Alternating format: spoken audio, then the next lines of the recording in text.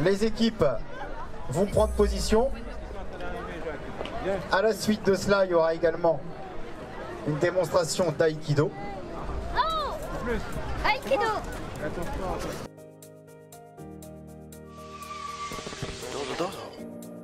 どうぞ合気道。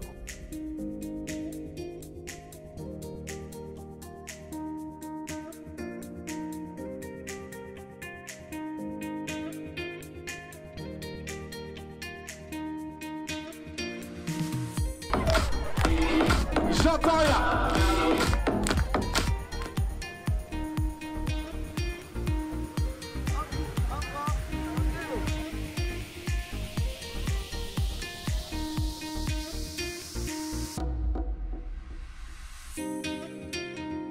Applaudissez-les, on les encourage. Tout de suite, c'est l'aïkido. Allez, c'est parti. Merci à Christian Tissier. Merci. Alors, présentez-nous un petit peu votre sport, les spécificités, comment ça se pratique, pour qui. Alors déjà pour qui? C'est écoutez pour tous, hein, l'aïkido ça se pratique de l'âge de 2-3 ans en baby aïkido jusqu'à 80 ou 90 ans.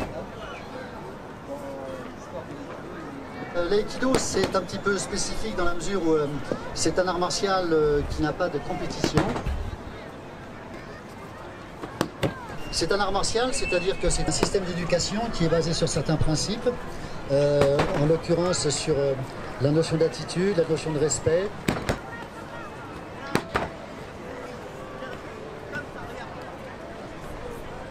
Le partenaire adversaire, c'est un alibi, c'est-à-dire qu'il est censé représenter une contrainte, et cette contrainte, on essaye de la résoudre de la façon la plus harmonieuse possible, c'est-à-dire bien évidemment avec des chutes, des immobilisations, des contrôles, mais ça ne vise jamais à une destruction violente.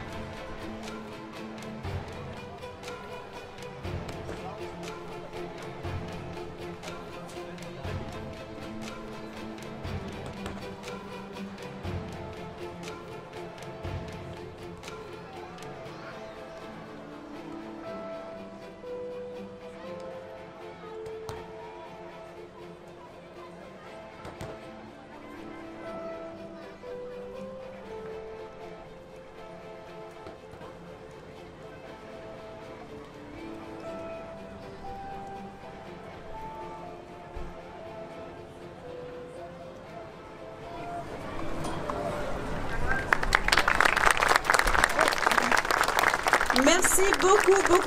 Merci énormément d'avoir été présent. J'espère que cette démonstration vous a plu, que ça vous a donné envie de vous mettre à l'aïkido. En tout cas, moi, j'ai trouvé ça magnifique. C'est physique, c'est beau, c'est maîtrisé. Merci beaucoup. Merci à vous. Et bravo à tous.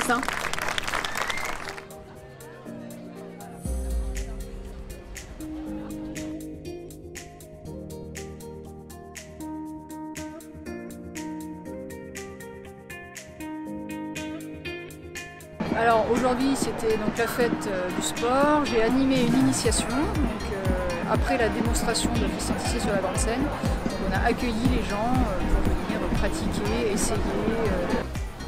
Ce que je voulais que les gens comprennent, c'est qu'on était sur un art martial qui bougeait, qui était vivant. Et le but, c'était que les gens voyaient qu'on se déplaçait avec fluidité, avec légèreté, qu'ils aient un petit aperçu de ce qu'on peut faire en Aikido.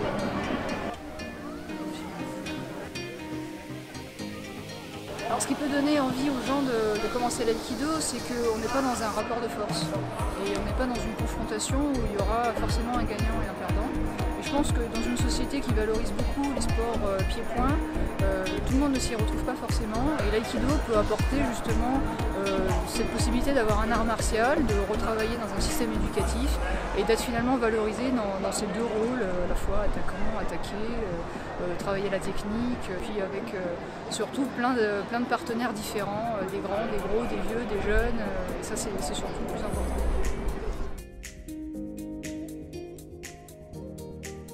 Je pense que l'aïkido, ça peut apporter beaucoup de choses. Ça peut apporter un jeune adolescent, un jeune adulte fougueux, ça peut lui apporter cette sensation de se défouler parce qu'on peut chier dans le sens, on peut se déplacer.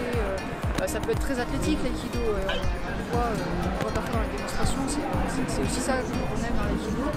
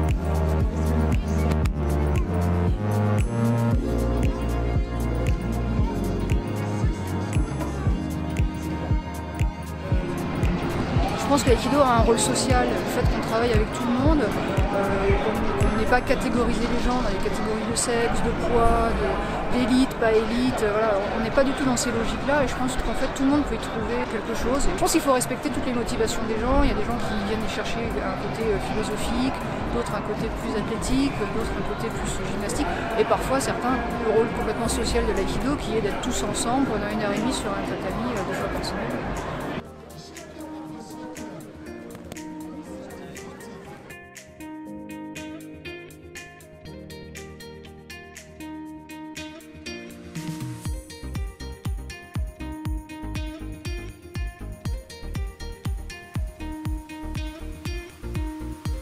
C'est intéressant d'ouvrir les dojos sur les gens qui ne les connaissent pas, parce que la plupart du temps c'est un lieu fermé, donc difficile d'y pénétrer, c'est toujours un peu compliqué pour certains individus, surtout ceux qui ne connaissent pas les arts martiaux.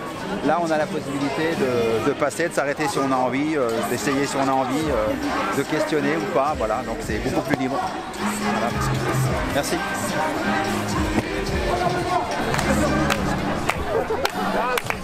Bravo.